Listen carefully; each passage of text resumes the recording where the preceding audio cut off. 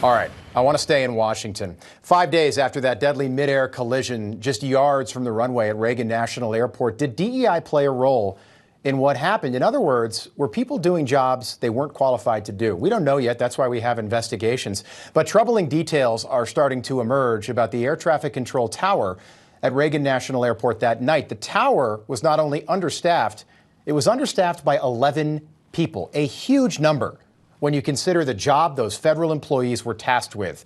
And our next guest has been pointing these issues out for the last several years, and he did so once again in March of 2023 when Joe Biden nominated a man named Phil Washington to be our next FAA administrator.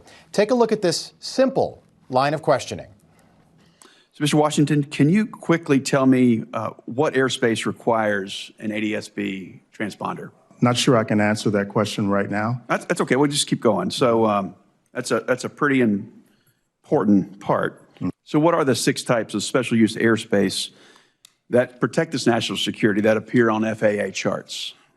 Sorry, Senator, I cannot answer that question. Okay. So what are the operational limitations of a pilot flying under basic med? Senator, I'm not a pilot, so... But obviously you'd oversee the Federal Aviation Administration. So any idea what those restrictions are under basic med, quickly? Well, some of the restrictions I think would be high blood pressure. Some of them would be... It's more like how many passengers per airplane, how many pounds in different categories. My goodness. Joining us now for more, North Carolina Senator Ted Budd, the man who asked those questions. Senator, great to see you. I'm not a pilot. Thank you. If I were, and I were nominated to run the Federal Aviation Administration, I would hope that those would be obvious answers. Were you stunned when Phil Washington couldn't answer a single one of your basic questions?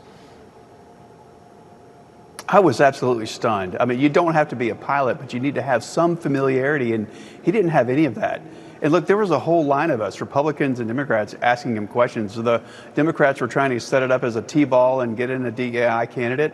And Republicans, we were trying to make sure that the passengers ultimately under his care and watch would be safe. And well, ultimately years later, we see what their thinking has led to: massive staffing shortages, problems in air traffic safety, problems in construction and manufacturing. We've got a whole host of issues, and we need a top-level, highly qualified, merit-based FAA to solve these issues. And from what you saw from that line of question, he wasn't the type of person to solve these problems. No, but these are the caliber of people that Joe Biden was nominating. Barack Obama did the same thing. How many other Phil Washingtons, if you were to venture a guess, are there out there working in federal government right now?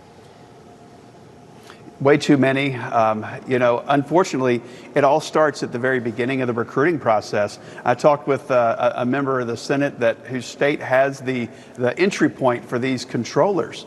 And he said some of these classes aren't even full because they have DEI criteria. So we need merit-based people that are interested, that want to, that wake up in the morning, they want to do these type of high-pressure jobs, not somebody that's fitting a DEI profile. So when these classes are empty, you go down the pipeline, ultimately you have a lack of staffing, you have shortages, and that's what happened at DCA, that tragic night. And my heart goes out to the families. I'm just brokenhearted for what happened there, whether it's on the military or the civilian side. Let me play you a soundbite. Donald Trump mentioned DEI at a couple different points last week, but I thought he was making very good points about what's been going on in our federal government over the last several years. Let's listen. We must have only the highest standards for those who work in our aviation system. I changed the Obama standards from very mediocre at best to extraordinary. You remember that. Only the highest aptitude, they have to be the highest intellect and psychologically superior people were allowed to qualify for air traffic controllers. That was not so prior to getting there when I arrived in 2016. Senator, how concerned are you that this could happen again? Oh, I'm very concerned that there's somebody already in the system that got through that wasn't qualified. Passenger safety needs to be first and foremost. And so we need merit-based. I am 100% certain that we have people that are men and women, that we have people of every ethnicity that are highly qualified. We just need to do it merit-based and not on DEI base, because that's where you end up with these kind of problems. It gets in the system and people are promoted for reasons other than merit. We want to make sure that passenger safety is first and foremost, and there are people from all sorts of backgrounds that are highly qualified, but we need to target merit, not skin color or other backgrounds. Absolutely. And I would say your line of questioning was brilliant, but those were just basic questions for anybody who knows anything about aviation.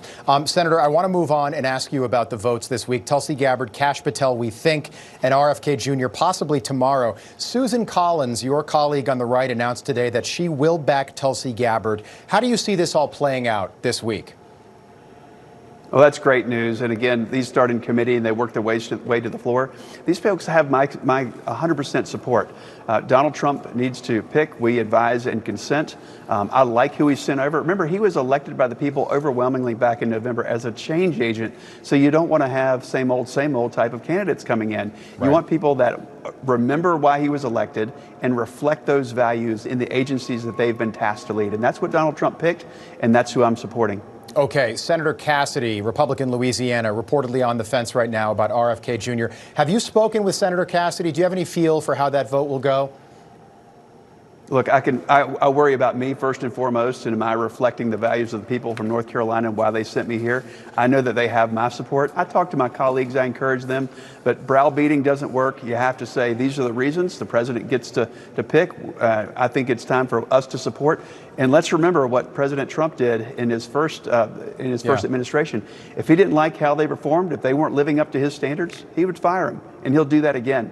So I say, give them a shot. And if they don't work out, the president will fire them, and we'll get somebody even better. But I like who he's picked on this round, and they have my support. Going to be a busy week. Senator, I just want to send my best out to everybody in the western part of your home state, North Carolina. We have a lot of people that watch us out there, and we're always thinking about them and the fallout from those hurricanes. Great to see you, Senator. Thank you. Thank you. We love them. We're not going to forget them. Absolutely. All right.